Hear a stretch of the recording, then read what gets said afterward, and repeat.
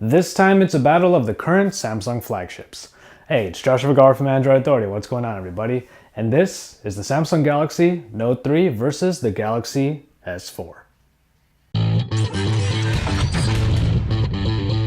The Galaxy S4 was able to update the look of the Galaxy S line, even if only slightly, but these design cues were taken in the Note 3 while making some very new and very welcome changes.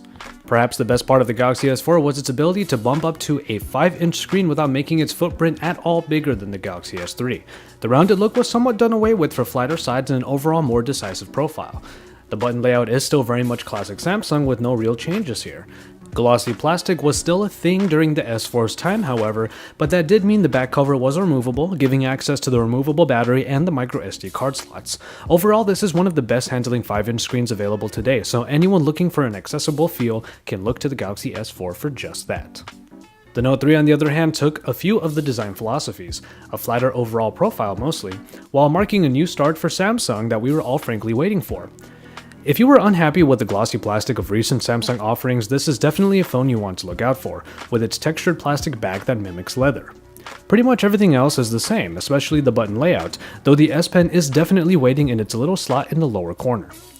The larger 5.7-inch screen does make for a much larger device all around, making this a phone that you shouldn't expect to use one hand all that often with. That doesn't mean Samsung didn't try to make life easier for Note 3 users, however. Ultimately, it comes down to what you want in size, or let's say material. There aren't too many fans of glossy plastic on Samsung phones anymore, and if that is a strong point for you, then perhaps the Note 3 is already worth it. In terms of size, you have to know whether or not using two hands is that much of a problem for you. The Galaxy S4 definitely is easier to manipulate with its smaller form factor. After using the Note 3 for a while, however, it's a pretty jarring change to come back to the nimble S4 again, I'll tell you that much. Of course, it is because of the sizes of those screens that we question the handling. Despite one being over half an inch bigger than the other, the quality you can expect from either of these displays is what is without question. The Galaxy S4, being Samsung's foray into the 5-inch screen game, had to come with a good screen, and this 1080p screen capable of 441 ppi does not disappoint.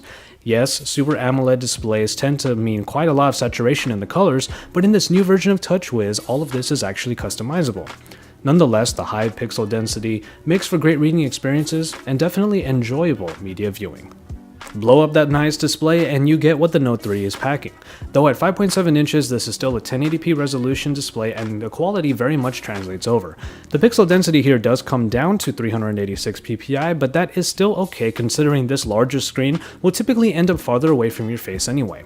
Pen tile has returned to the Note 3, but that doesn't mean too much to anyone but maybe the super sticklers, because everything is still rendered beautifully. It's hard not to enjoy the larger version of basically anything that you do on this phone. Obviously, it comes down to what size you want, just like it did in the design section. You'll get a great experience either way, and it only matters how large of a screen you need to enjoy whatever it is that you do. In performance, the later released phone obviously gets a little bit of an advantage, but that isn't by too much in this comparison.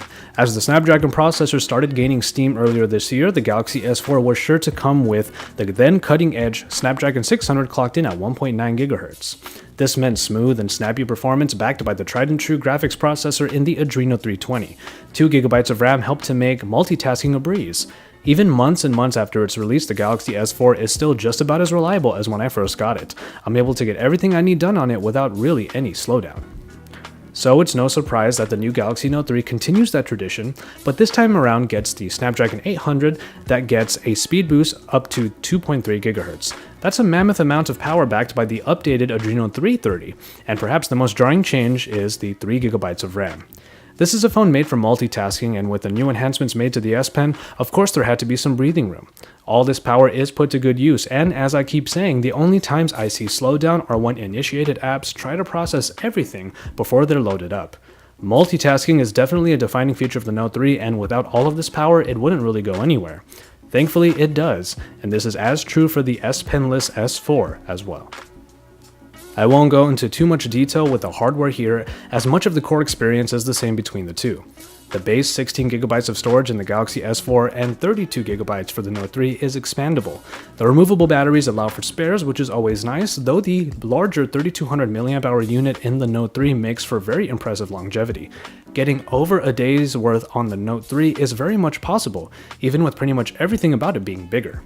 The Galaxy S4 is capable of long battery life too, but in my experience, it didn't get over a day as reliably. Everything that set the Galaxy S4 apart, with its sensors and different new tools for navigation, made it onto the Note 3, further evening the playing field. Air gestures, air views, and controlling your TV and more are possible with either device. So what differentiates the Note 3 then is its S Pen, obviously.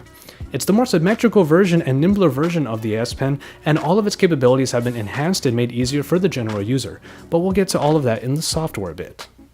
Again, the two flagship phones tend to have very similar capabilities, and that trend continues into the cameras. Essentially, the same 13 megapixel shooter of the S4 has been brought over to the Note 3 and brings basically the same great quality.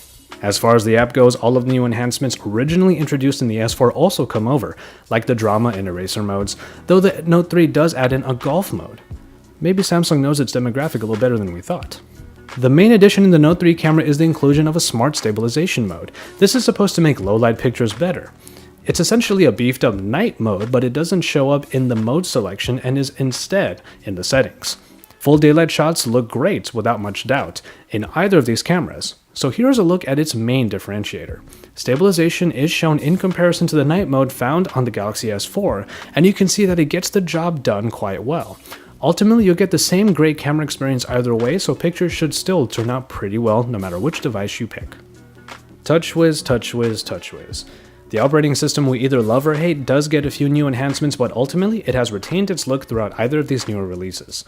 In the S4, we got a lot of new navigation features and they all made it to the Note 3, so obviously its biggest differentiator is everything the S Pen is capable of.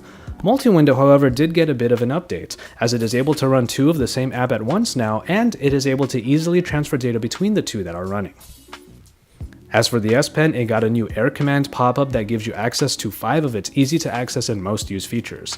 Action Memo is especially good considering it can contextually plug anything that you write in it into one of the many different applications. Scrapbooking and general clipping helps you capture whatever you need for safekeeping and later viewing. For a much better look at everything that the S Pen can do, check out my feature-focused video on it. Now I know that plenty of people out there don't even touch the S Pen. If you do get a Note 3 and you don't do that, which is perfectly fine, the end result is you get a smartphone experience that is much like the Galaxy S4, only it's much bigger. The Galaxy S4 comes in at $600 unlocked currently, which is a little lower than it was when it was first released. In the US, 2-year contracts will make you pay $199 upfront. The much bigger and more feature-packed Galaxy Note 3 will run you $800 unlocked and $299 on a contract. And so, there you have it. The point made in the software section is probably the best way to put it. When you put away the S Pen, you get an experience that is incredibly similar to the Galaxy S4. But that's a good thing. The S4 introduced so much in its inception that the Note line was just dying to get all of those new enhancements. It comes down to size and feature set for you, because if you don't want the larger screen experience or you don't need the S Pen, the Galaxy S4 won't make you feel like you're really missing out on too much. That S Pen, though, is definitely one of the best defining features of the Note 3, and with its different design elements, it might still be worth the admission price for you. As always, thank you very much for watching, and I hope you got a lot out of this edition of Versus. Like I said before, you can see my feature-focused video on the S Pen, and the link is over on the side. You can also see the full reviews for the Samsung Galaxy S4 and the Galaxy Note 3 in links on the side as well. Stay tuned to Android Authority for all of the best coverage. Make sure you drop us a like whenever you see our videos, and also to subscribe if you haven't already. And as always, stay tuned right here on this channel because we are your source for all things Android.